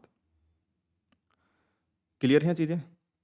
तो और सुनो, इस टाइप के क्वेश्चंस में हम इस तरीके से कैलकुलेट कर सकते हैं। अब अगर हम आगे चलेंगे तो पॉइंट चार्जेस के ऊपर डिफरेंट डिफरेंट टाइप के क्वेश्चंस हम अलग अलग तरीके से कर सकते हैं। हम एक एग्जांपल लेते हैं कि 2 पॉइंट चार्जेस हैं वाई एक्सिस के लोग, ध्यान से सुनना, ये एक अच्छा एग्जांपल है और ये एग्जांपल पूरे इलेक्ट्रोस्टैटिक्स में बार बार आएगा, इसके तरीके का पैटर्न तुम्हें बार बार देखने को मिलेगा। बहुत अच्छा एग्जांपल है, ध्यान से करना इसको। हमने बोला कि वाई एक्सिस के लॉन्ग ये चार्ज क्यू यहाँ पे रख दिया, एक चार्ज क्यू यहाँ पे रख दिया, ये क्यू और ये क्यू, ठीक है। अच्छा, ये डिस्टेंस ए और ए पे रख दिया हमने, ठीक है। और या फिर बोलो इसको आर और आर बोल दो, यहाँ से ओरिजिन से ये आर डिस्टेंस पे, ये भी आर डिस्टेंस पे, और इस एक्सिस पे, इसी एक्सिस पे, एक्स एक्सिस पे इस पॉइंट का डिस्टेंस है मान लो ये एक्स, इस पॉइंट पे एक चार्ज रख दिया क्यू, इस क्यू चार्ज पे हमें नेट फोर्स निकालना है, F net on Q charge, ये फिक्स्ड है, ठीक है, ये दोनों चार्ज फिक्स्ड है। और यहाँ पे अगर हम स्मॉल क्यू चार्ज रख दिया तो इस स्मॉल क्यू चार्ज पे नेट फोर्स बताना हमें कितना होगा। तो देखो कैसे करेंगे, सिंपल सा तरीका है, बट ये ज्योमेट्री बहुत इंपॉर्टेंट है जो मैंने बनाई है, ठीक है ना, ये ज्योमेट्री बहुत खास है और इसका रिजल्ट भी बहुत खास है, इसलिए मैं इसको करवा रहा हूँ स्पेशली। इसकी वजह से जो फोर्स आएगा भाई इसके अलोंग आएगा, along the line joining, positive charge मान रखा है, नेगेटिव चार्ज होगा तो उसके अपोजिट आ जाएगा, बस कैलकुलेशन उसी तरीके की रहेगी, साइन बदल जाएगा, ठीक है। इसकी वजह से जो आएगा वो इस लाइन के अलोंग आएगा, ठीक। अब ध्यान से सुनो, एक रिपल्सन, एक फोर्स एफ, अगर मैं इसको बोलूँ ये डिस्टेंस आर और आर है, तो देखो सबसे पहले बात तो ये कैपिटल आर और ये कैपिटल आर इक्वल है, ये एक्स कॉमन है तो ये आर और आर इक्वल होंगी, तो ये स्मॉल आर को लिखा जा सकता है square root of capital R square plus x square, clear है। दूसरा, इन चार्जेस के बीच में फोर्स लिखूंगा तो K capital Q small Q upon में आर स्क्वायर, इनके बीच में लिखूंगा K capital Q small Q by are square, तो दोनों का मैग्नीट्यूड सेम ही तो आएगा, तो मैं इसको एफ बोलूँ इधर तो ये भी एफ ही होगा, और दोनों एफ और एफ, अगर मैं ये एंगल थीटा बोलता हूँ और ये भी थीटा बोलता हूँ 2 थीटा, तो ये दोनों 2 थीटा पे लग रहे हैं। और इक्वल मैग्नीट्यूड के फोर्सेज जब एंगल किसी भी एंगल पे लगते हैं तो रिजल्टेंट जो आएगा उनका वो इस तरफ आएगा, बिल्कुल बीच में ये एफ नेट बनेगा इनका, और एफ नेट को दो इक्वल मैग्नीट्यूड के लिए 2f कोस 2 थीटा बाई 2 लिख सकता हूँ, 2f कोस थीटा बाई 2, और ये थीटा कितना है इन दोनों के बीच में 2 थीटा, तो ये कितना बन जाएगा रिजल्टेंट 2f कोस थीटा। समझ में आ गई बात? अब f की वैल्यू कितनी है, f की वैल्यू हमारे पास में k capital Q small Q upon में स्मॉल आर स्क्वायर, ये लिख लो।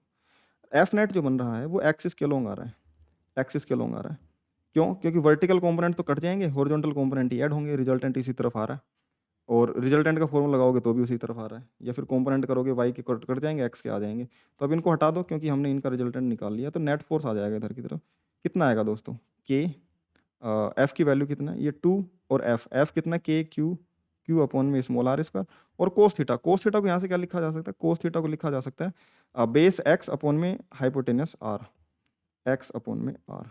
तो ध्यान से देखो, नेट फोर्स का जो रिजल्ट बना है वो 2k/q अपॉन में इंटू एक्स अपॉन में आर क्यूब, समझ में आ गई बात? एक्स तो कांस्टेंट है भाई, इस पॉइंट की लोकेशन है एक्स तो, और ये नीचे आर क्यूब बन रहा है, आर क्यूब को भी एक्स के फॉर्मेट में रख दो तो ये बन जाएगा 2k/q एक्स अपॉन में, ये बन जाएगा R square plus x square की पावर 3/2, ये नेट फोर्स बन रहा है, और अलोंग द एक्सिस आ रहा है, अलोंग एक्सिस, नेगेटिव चार्ज पे टुवार्ड्स द सेंटर, ये वाला सेंटर, ओरिजिन, और पॉजिटिव चार्ज पे away from the. Negative charge होता अट्रैक्ट करता है, पॉजिटिव को ही रिपेल कर रहा है क्योंकि ये खुद पॉजिटिव है। ये फोर्स लग गया और ये अलोंग एक्सिस लगेगा, अलोंग एक्सिस, या फिर बोलूँ एंगल बाइसेक्टर, अलोंग एक्सिस, या फिर मैं बोलूँ equatorial line. Equatorial line, equatorial line क्या होती है? कोई भी दो चार्जेस के लिए मैं बात करूँ, कोई दो पॉइंट्स के लिए उनको ज्वाइन करने वाली लाइन, वो लाइन होती है, उनकी एक्सिस होती है, और ये उसके लिए इक्वेटोरियल बन गया, तो ये इक्वेटोरियल लाइन के अलोंग लग रहा है। समझ में आ गई बात? अच्छा, अब बात सुनो, इसमें खास बात क्या है? हमने फोर्स का एक्सप्रेशन निकाल लिया। इस फोर्स के एक्सप्रेशन में कुछ खास बात है। इस फोर्स के एक्सप्रेशन में जो एफ नेट है उसमें ये 2k/q ये तो एक कांस्टेंट है। खास बात इसमें है, इस एक्सप्रेशन में x अपॉन में r² प्लस x² की पावर 3/2। ध्यान से सुनो इस भी चीज़ को कि अगर मैं नेट फोर्स निकालूंगा, इस नेट फोर्स को x के साथ में वेरी कर रही है, x न्यूमिनेटर में भी है डिनोमिनेटर में, तो हम ये नहीं बोल सकते कि f x के साथ बढ़ता ही रहेगा, क्योंकि ये इसकी वजह से तो बढ़ेगा, इसकी वजह से घटेगा। हम ये नहीं बता सकते कि एक्स बढ़ाऊंगा तो फोर्स उस पर बढ़ता ही रहेगा, घटता ही रहेगा। हमें ऐसा लग रहा है कि मैं दूर जाऊंगा, दूर कहीं जाता जाऊंगा तो बहुत दूर जाने पर तो फोर्स घट ही जाएगा, क्योंकि चार्जेस से डिस्टेंस ही बहुत हो जाएगी। लेकिन बीच में जाऊंगा तो बीच में रिलेशन कैसा होगा उसके फोर्सेस का, वो देखना है मुझे। तो फोर्स का वेरिएशन देखने के लिए मैं ये देखता हूँ कि एक्स की वैल्यू जब मैंने जीरो करी, एक्स की वैल्यू जीरो करी तो यहाँ पर रख दिया मैंने, तो उसकी वजह से रिपल्सन नीचे की वजह से, नीचे वाले की वजह से ऊपर की तरफ, तो नेट फोर्स जीरो आ जाना चाहिए। तो एक्स की वैल्यू जीरो रखो, देखो एक्स की वैल्यू जीरो रखोगे तो एफ नेट उस पर आ गया जीरो, बिल्कुल सही बात है। और अगर एक्स टेंडिंग टू इन्फिनिटी हुआ, एक्स टेंडिंग टू इन्फिनिटी हुआ तो इन्फिनिटी अपॉन में इन्फिनिटी जैसा टर्म बनेगा, बट उससे बचने के लिए तुम एक्स को नीचे ला के डिवाइड कर दो। एक्स को नीचे ला के डिवाइड कर दोगे तो ये r² अपॉन में एक्स स्क्वायर, एक्स की पावर 2/3 नीचे आ जाएगा, और एक्स पावर इस पर भी 2/3 नीचे आ जाएगा, अंदर जाएगा तो। और उससे तुम देख सकते हो कि, और मैं सिंपल भी अगर तुम्हें समझाऊं उससे भी निकल के आ जाएगा कि एक्स की वैल्यू इन्फाइनाइट पे वो फोर्स जीरो बनेगा। अगर मैं इधर जाऊंगा, एक्स इनफाइनाइट डिस्टेंस पे चला गया तो इनसे डिस्टेंस ही बहुत इनफाइनाइट हो गई।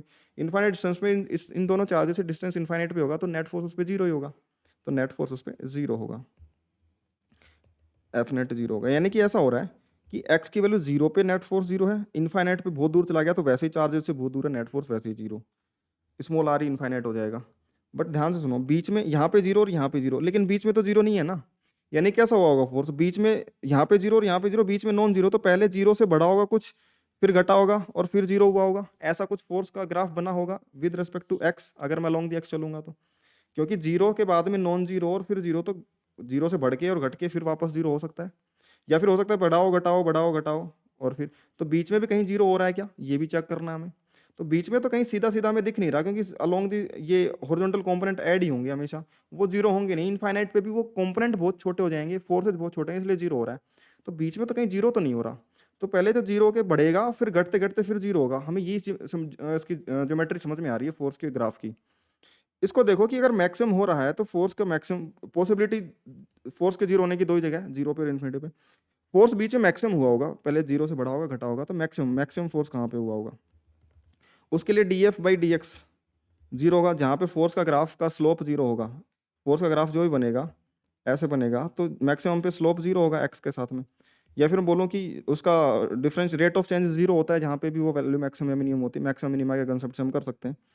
तो dF/dx को जीरो करो, तो dF/dx में देखो 2k/q तो कॉमन कांस्टेंट है, इसका डिफरेंशिएशन करना है। इसका डिफरेंशिएशन में नीचे वाले का तो स्क्वायर हो जाएगा, डिनोमिनेटर का r² प्लस x² की पावर 3/2, इसका होल स्क्वायर, और इसको ऐसे कैसे रख देंगे, r² प्लस x² की पावर 3/2, और न्यूमिनेटर में x था उसका डिफरेंशिएशन बन जाएगा 1 माइनस, अब x को ऐसे कैसे, और इसका डिफरेंशिएशन 3/2 तो आगे आ जाएगा, और इसका r² प्लस x² की पावर 3/2 में से एक माइनस करेंगे तो 1/2 बन जाएगा।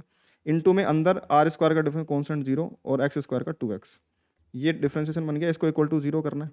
तो ये पूरा ये बनेगा, न्यूमिनेटर वाली टर्म उधर जाके जीरो बन जाएगी, ये भी उधर जाके जीरो बन जाएगा, ये बन जाएगा r² प्लस x² की पावर 3/2 माइनस 3/2x, और ये 2x, और ये r² प्लस x² की पावर 1/2 इक्वल टू जीरो।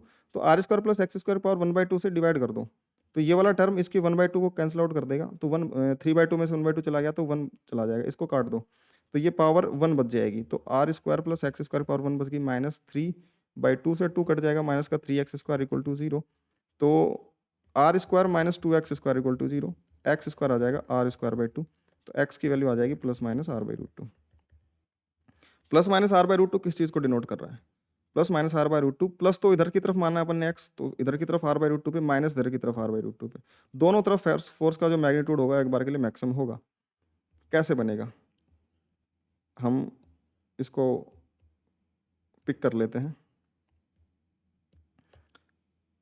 ठीक है।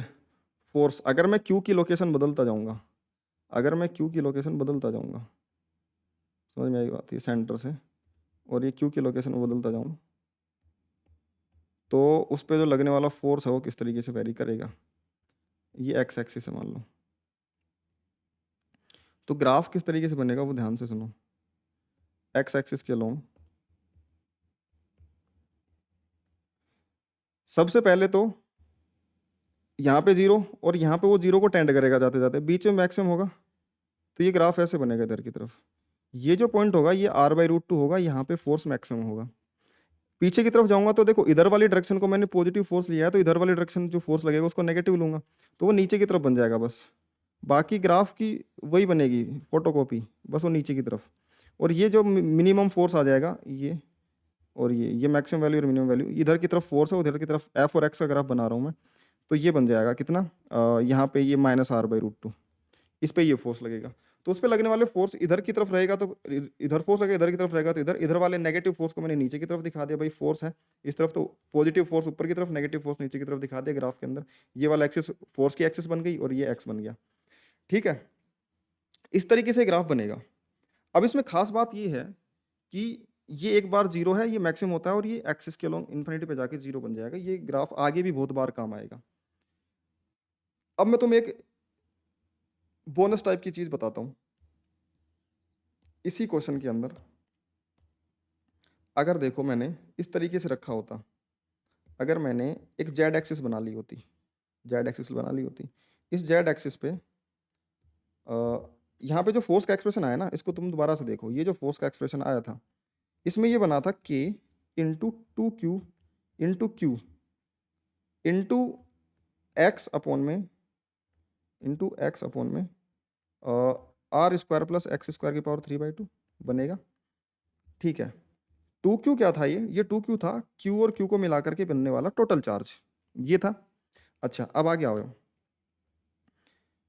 मैंने क्या करा कि एक जेड एक्सिस और बना लिया, और इस जेड एक्सिस पे दो चार्जेस और रख दिए, इधर क्यू और इधर क्यू, और ये भी ओरिजिन से आर डिस्टेंस पे रख दिए।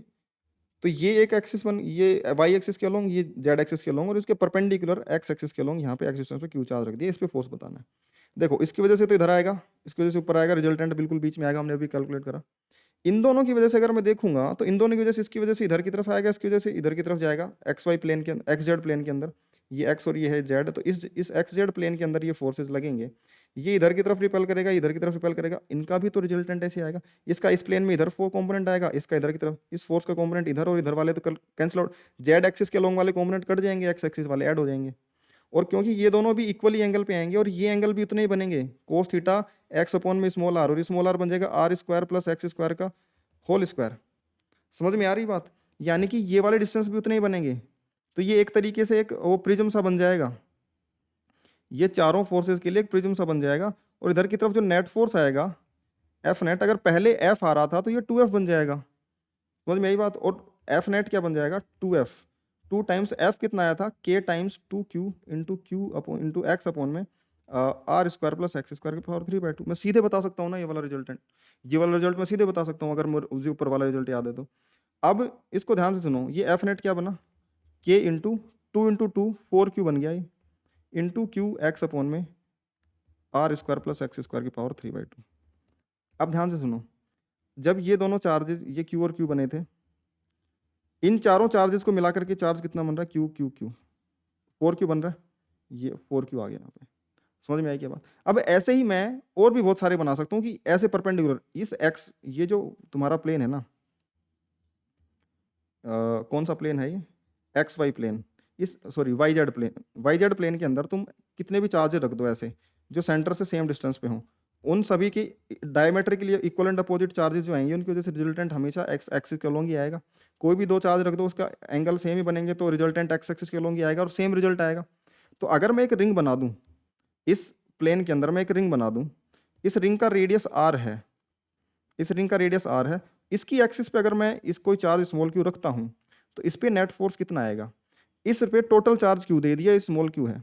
अब मैं क्या कर सकता हूँ, इस रिंग के ऊपर छोटे छोटे डी क्यू आमने सामने की तरफ डायमेट्रिकली अपोजिट चार्जेस मान सकता हूँ, और उन सभी की वजह से जो फोर्स आएगा वो सीधा अलोंग दी एक्सिस इधर की तरफ ऐड होगा, और सभी पेयर का चार्जेस ऐड वो जो होगा वो सभी पेयर के charges D Q plus D Q D Q plus D Q D Q plus D Q D Q plus D Q वो ऐड होता जाएगा। रिजल्टेंट फोर्स जो बनेगा एफ नेट, मैं लिख सकता हूँ के इंटू टोटल चार्ज। भाई जब मैं दो चार्जेस का पेयर से निकाल रहा था तो क्यू और क्यू का रिजल्टेंट टोटल चार्ज 2q आ गया था, यहाँ पे 2q बन गया था, है ना। जब दो पेयर बनाए थे मैंने क्यू और क्यू के, तो क्यू प्लस क्यू 4q बना था, उनका रिजल्टेंट बन जाएगा 4q। तो यहाँ पे जो भी लिखा जाएगा वो इन पेयर्स का, आमने सामने वाले पेयर्स की वजह से आने वाले टोटल चार्ज की वैल्यू लिखी जाएगी। तो यहाँ पे टोटल चार्ज कितना बनेगा भाई, ये डी क्यू ये D Q diametrically opposite points लिखूंगा, इन सब का एडिशन करूंगा तो टोटल रिंग का चार्ज लिखा जाएगा कि नहीं लिखा जाएगा। भाई सभी को ऐड कर दूंगा, छोटे छोटे एलिमेंट्स को डायमेट्रिकली अपोजिट जो इसके प्लेन के परपेंडिकुलर आएंगे, उसके एक्सिस के अलोंग सभी के रिजल्टेंट वही बनेंगे। तो टोटल चार्ज इस रिंग का क्यू इंटू ये स्मॉल क्यू अपॉन में इंटू एक्स अपॉन में are square plus x square की पावर 3/2, ये नहीं लिखा जाएगा क्या। और रिंग के एक्सिस पे भी जो फोर्स बनेगा वो इसी तरीके से बनेगा कि नहीं बनेगा, फोर्स का ग्राफ इसी तरीके से बनेगा रिंग के एक्सिस पे भी। समझ में आई क्या बात। और वही r/√2 पे ये रिंग की रेडियस r/√2, उसके ऊपर जाकर देखूंगा तो मैक्सिमम या मिनिमम फोर्स बनेगा -r/√2 पे। समझ में आई क्या बात। तो ये चार हों इक्वल डिस्टेंसेस पे सेंटर से, या तीन दो पेयर हो, चाहे चार पेयर हो, चाहे छह पेयर हो, चाहे पूरी रिंग हो डायमेट्रिकली अपोजिट, पूरा कॉन्टिन्यूस चार्जेस हो, रिजल्ट हमेशा यही रहता है। और यहाँ पे टोटल चार्ज लिखा जाता है उन पेयर्स का। समझ में आ गई क्या बात। तो ये कुछ अच्छी अच्छी बातें थी यार, अच्छे अच्छे क्वेश्चन हमने ट्राई करे हैं, तुम्हारी थिंकिंग डेवलप हुई होगी। तो अब इतना सब करने के बाद में तुम्हें होमवर्क देता हूँ, है ना। HCV से होमवर्क करके आना, और SBT वगैरह से क्वेश्चन हम नेक्स्ट लेक्चर में जब मैं तुम्हें वेरिएबल चार्जेस की वजह से फोर्स निकालना इंटीग्रेशन से सिखा दूंगा, तब मैं तुम्हें उनसे क्वेश्चंस दूंगा, तो वो तुम करके आना, है ना। ये HCV के क्वेश्चन हैं, ये तुम क्वेश्चन ट्राई कर सकते हो, ठीक है ना। और इन क्वेश्चन को तुम ट्राई करने के बाद में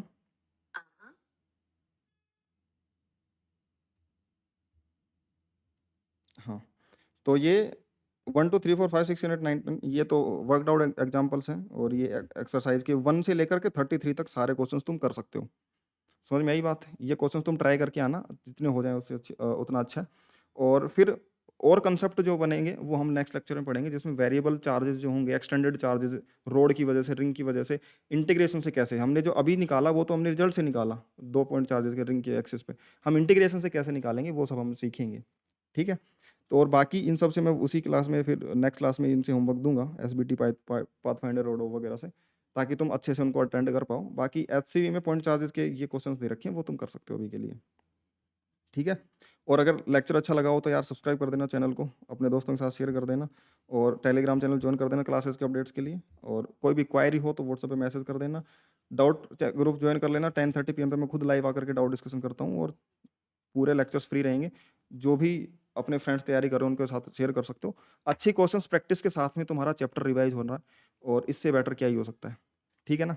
तो अच्छे क्वेश्चन के साथ रिवीजन, और अगले चैप्टर अगले लेक्चर में और भी अच्छे अच्छे क्वेश्चंस होंगे जो तुम्हारी अच्छी अंडरस्टैंडिंग डेवलप करेंगे।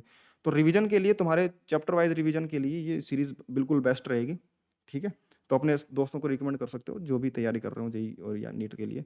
नीट के लिए भी अंडरस्टैंडिंग डेवलप करने के लिए अच्छे क्वेश्चन है, अदरवाइज जेई वालों के लिए तो बिल्कुल बेस्ट कंटेंट है ये, ठीक है। बाय।